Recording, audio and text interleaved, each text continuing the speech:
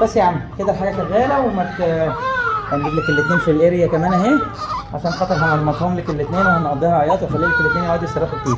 بص يا مدام، انت معاك حد يخدمك في البيت ولا ما فيش؟ مع بعض. مش مثلا كل اسبوع لا خالص، ده في حوار لذيذ قوي. انا معاكم باذن الله.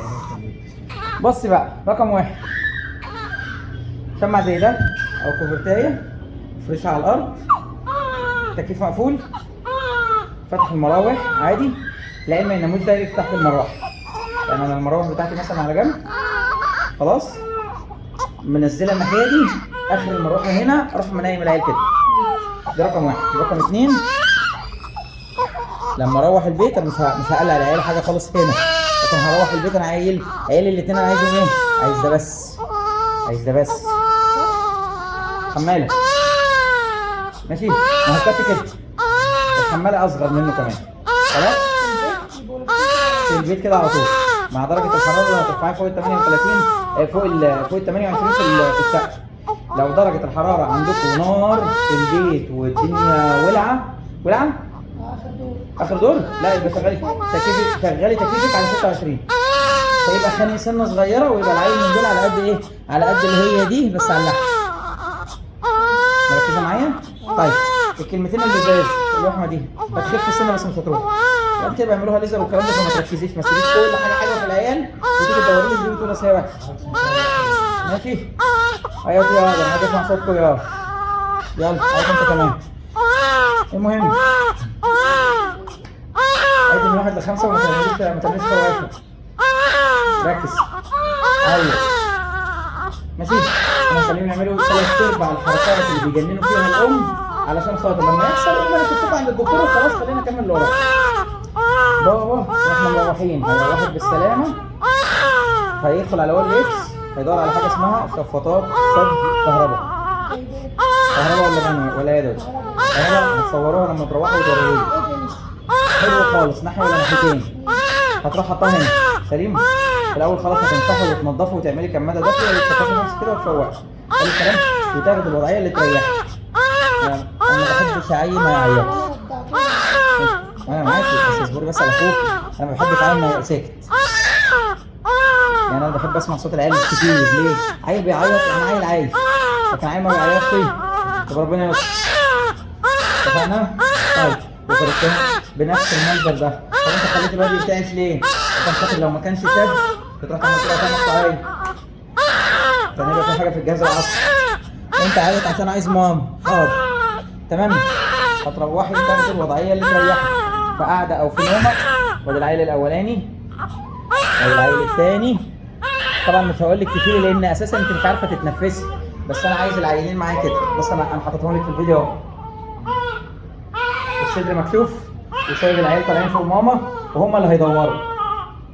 تاني بس بيعملوا ايه؟ ده بيعمل ايه؟ ده بيدور. والتاني وما احطوش قدام الصدر، يعني ما احطوش دايركت قدام الصدر، لا ده انا احطه بعيد واسيب العيال تعمل ايه؟ ها تدور. ده انا كنت عايز الفيديو ده بس يلا مش مشكله. ده انا هاخده منك تليجرام دلوقتي. المهم خلاص يبقى احنا عملنا ايه؟ عملنا الطلعه الثانيه. الايفنت تعملي حسابك انت لسه ما تقدريش تجيبي حاجه، لكن تقدري تعملي الفعل. يعني انت تعملي فعل يعني ايه؟ يعني العيل يتحط في حضنك، لكن انا مش عاوزه يسحب ولا يقرب ولا يمسك، لا ده انا عايز يتحط قريب فهو يبتدي يزحف عليه. الايفنت هحطه كل ساعه يشتغل دقيقه دد دد دد دد دد وبس.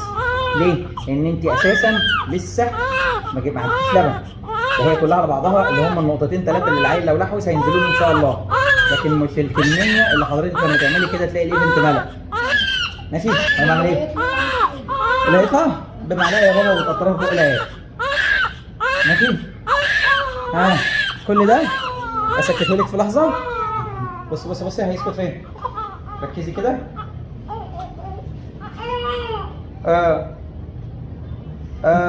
بصي راح فين؟ وأمن بإيده إيه؟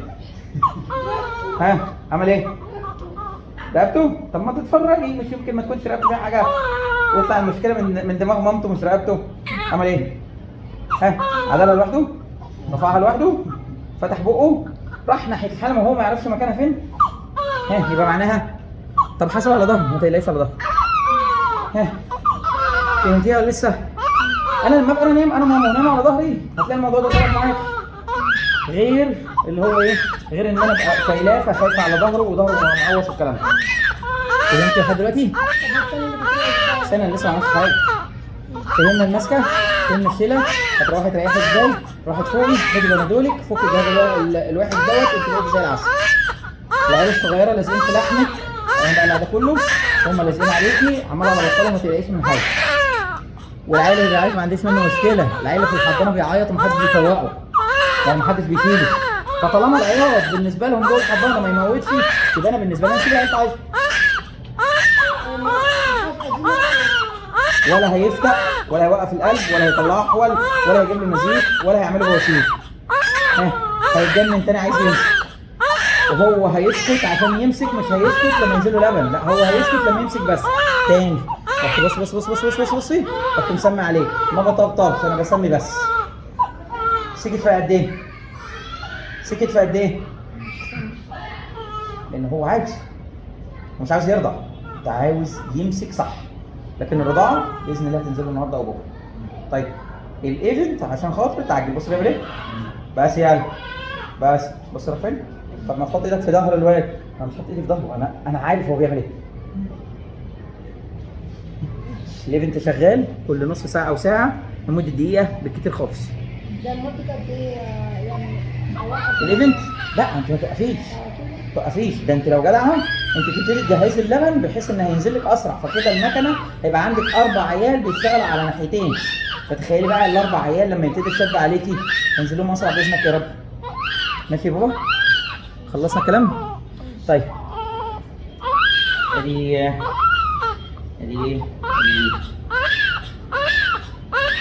نقول خلاص عرفت ان ده العياط. العياط بالنسبه له وعايز مامته ومش عايز حاجه ثانيه. واحد يا ابني الايه واحد. بسم الله. قول. الرعشه دي طبيعي الا اذا زادت على طول. ما هي الفكره كلها، ما هو لازم يبتدي يرضع واشوف العيل لو مدروخ بزياده هطلع على الحضانه اعمل له تحليل كالسيوم وسكر، ده لو هي بزياده او دروخ زياده. لكن طول ما هو بيعمل كده واول ما تحطيه في حضنك او تيجي ترضعي الواد يهدى ويسكت كان به، وما بينها بيقوم يصرخ. انا عايز العيل بيصرخ، لكن لو متعود ومدروخ وخلال ساعتين الولد ما مسكش على مامته ولا مسك على اي حاجه معاها، انا لسه ما اتكلمتش في ببرونه واللبن والكلام ده كله، انا هقول لك الشرط اللي هدخل عليه اللبن.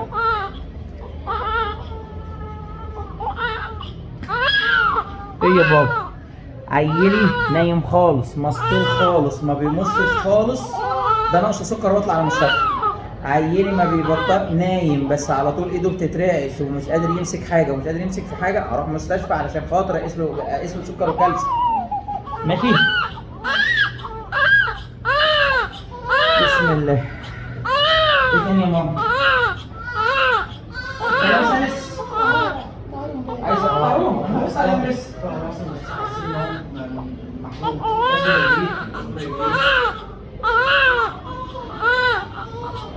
بص هو كيلو 900 بالهدوم، كيلو 150 يبقى كيلو 750 عادي خالص. اول ما تيجي تشم نفسهم هيجننوا.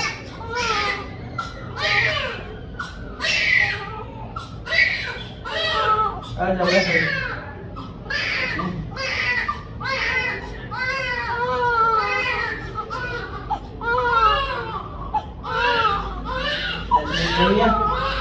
كيلو 150 كيلو 850. بسم الله. عرفنا هنفتح ازاي؟ لا الرعشه دي اسمها رجفه او يعني رعشه عاديه، رعشه حميده. ايه يا عمو هاني جاب الحمام كله عادي. على فكره من امبارح عملوا اكسيد يعمل ما عندكش مشكله خالص.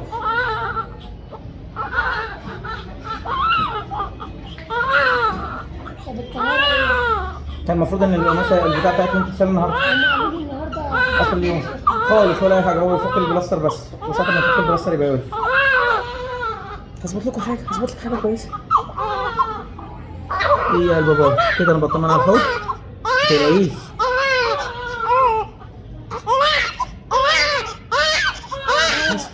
مفيش حاجة خالص يا بابا. راس العضو ذات نفسها مفيهاش مشكلة، وهتراقب كمية الدم اللي نازلة منها النهارده كمان. امتى؟ طيب هغير الحفاضة واشوف هتيجي لسه كميات كمان ظاهرة النهارده ولا لا. المستشفى اللي انت والده فيها قريبة منك؟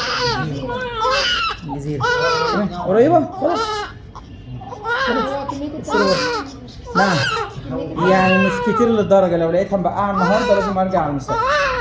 لو مبقعة بقعة مش مدعة، يعني اللي موجودة دي بقصة بسيطة، ما تقارنيش الاتنين ببعض، احنا كده لسه في الأمان. تمام؟ طيب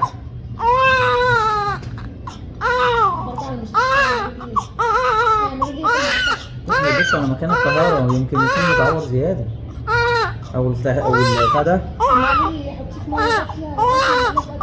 لازم افكك من الماء ده.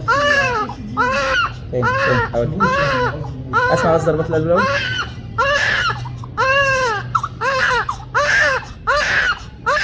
بس يا عم